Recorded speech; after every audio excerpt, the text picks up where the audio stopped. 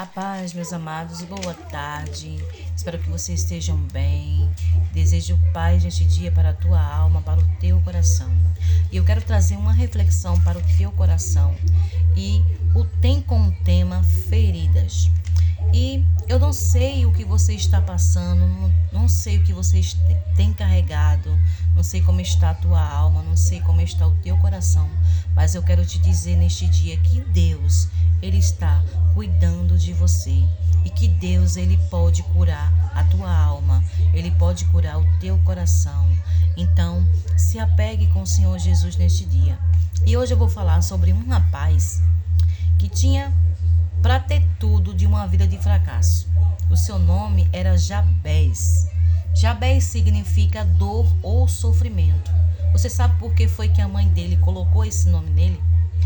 A Bíblia diz que a mãe dele colocou esse nome nele porque ela sentiu muitas dores ao ter ele, ao dar à luz. Ela sentiu muita dor. Por isso ela colocou o nome dele de Jabez.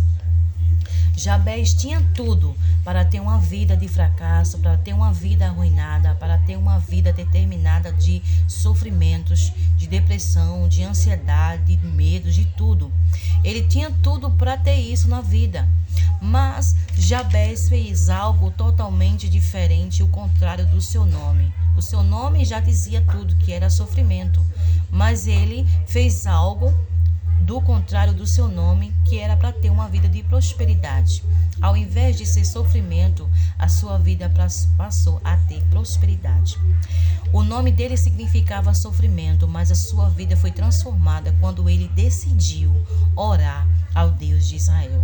E a Bíblia diz que Jabez orou, invocou o nome do Senhor. Ele disse: se me abençoares muitíssimo, se ampliares a minha tenda, se a tua mão for comigo, e se o mal não vier contra a minha vida. Então, Deus ouviu a oração de Jabez e o seu pedido foi concedido. Irmãos, às vezes nós estamos caminhando numa vida de fracasso. Às vezes nós temos ferida na nossa alma, nós temos mágoa no coração, guardamos rancor, guardamos tristeza, ódio, inveja. Isso tudo faz com que tenhamos uma vida de fracasso. Mas que nós possamos ter a atitude de Jabez, que ao invés de você ter uma vida de fracasso, uma vida de solidão, uma vida de tristeza, você pode fazer tudo ao contrário. Você pode buscar os pés do Senhor. Você pode orar, você pode clamar que Deus, ele vai ouvir a tua oração e vai te libertar de qualquer mal que você tenha dentro de você. Ele pode tirar a angústia que você está sentindo. Ele pode tirar a tua depressão. Ele pode tirar toda a tua ansiedade. Ele pode tirar todo o medo. Ele pode tirar todo o cansaço, toda a tristeza. Tudo que há em você. Só basta você clamar ao Senhor. Jabez tinha tudo para ter uma vida de fracasso por conta do seu nome, que significava sofrimento, mas ele decidiu mudar. Ele decidiu pedir a Deus uma vida de transformação.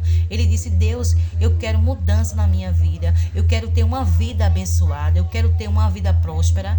Eu quero que a tua mão seja comigo. Eu quero que a tua orientação esteja na minha vida, que a tua direção esteja comigo, que o Senhor seja o centro da minha vida. E Deus foi com ele. A Bíblia diz que Jabez foi o mais ilustre do que os seus irmãos. Quer dizer que ele teve uma vida melhor do que a dos seus irmãos. As pessoas pensavam que ele tinha uma vida de fracasso. A mãe dele pensava que ele ia ter uma vida de fracasso. E ele poderia muito bem também ter uma vida de fracasso, porque ele poderia ter guardado mágoa no seu coração. Ele poderia ter rancor da sua mãe, dos seus irmãos, ter raiva, mas ele decidiu perdoar. O tema como ferida significa perdoar. Se você perdoa, você tem uma vida de tranquilidade. Você tem uma vida de paz. Você não vai só perdoar a pessoa, mas você vai perdoar a si mesmo. E a palavra de Deus diz que nós devemos perdoar. Porque quando a gente perdoa, a gente vive em paz. E o perdão, ele é a garantia de nos levar ao céu. A Bíblia também, eu vou dar alguns exemplos aqui sobre alguns exemplos da Bíblia sobre alguns servos do Senhor que sofreram injustamente, que poderia ter uma vida de fracasso também se eles tivessem guardado mágoa dentro de si. O primeiro exemplo que eu vou dar aqui é José. José era o filho mais amado de Jacó. E por conta desse amor que ele tinha de Jacó, os seus irmãos sentiam raiva, sentiam inveja, sentiam tudo dele. E o que foi que eles fizeram com José? Pegaram José, jogaram José dentro de um poço, depois decidiram matar, mas não mataram, então decidiram vender como escravo por 20 moedas de prata. O que você acha disso? José poderia ter muito bem guardado mágoa dentro de si. Eu sei que naquele momento, ele ficou: meus irmãos, por que vocês estão fazendo isso comigo? O que foi que eu fiz para vocês? Por que vocês estão fazendo isso comigo? José não tinha feito nada com os irmãos, simplesmente ele era mais amado do seu pai.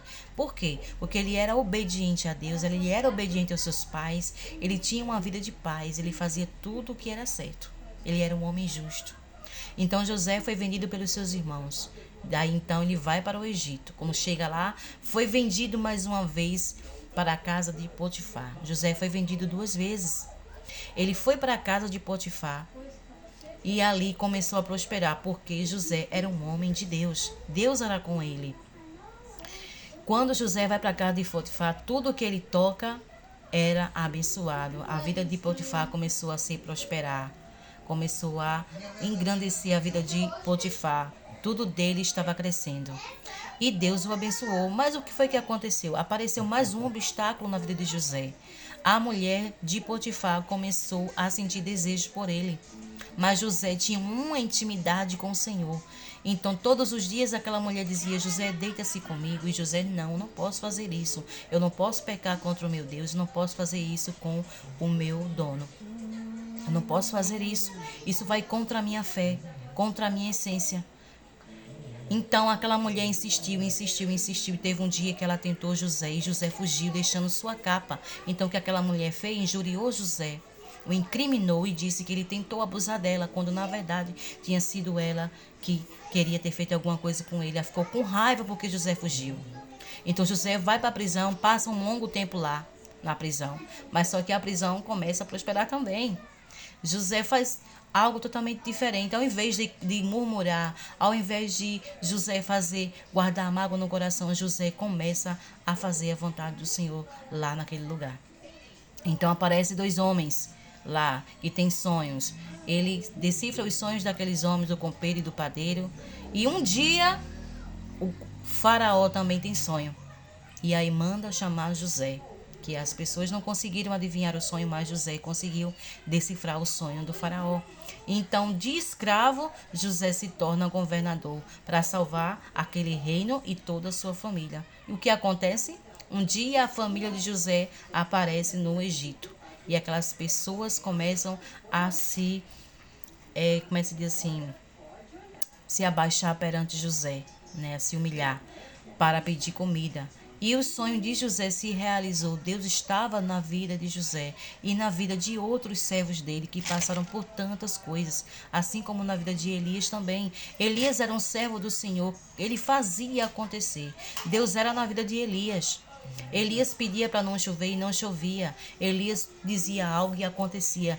Elias tinha a unção de Deus na sua vida. Mas um dia, Jezabel, a rainha, ameaçou a vida dele e Elias fugiu para o deserto. E quando ele chegou lá debaixo de um zimbro, ele pediu para morrer. Ele disse: Deus, já basta, pode me levar, pode me matar, porque eu não sou melhor do que os meus pais.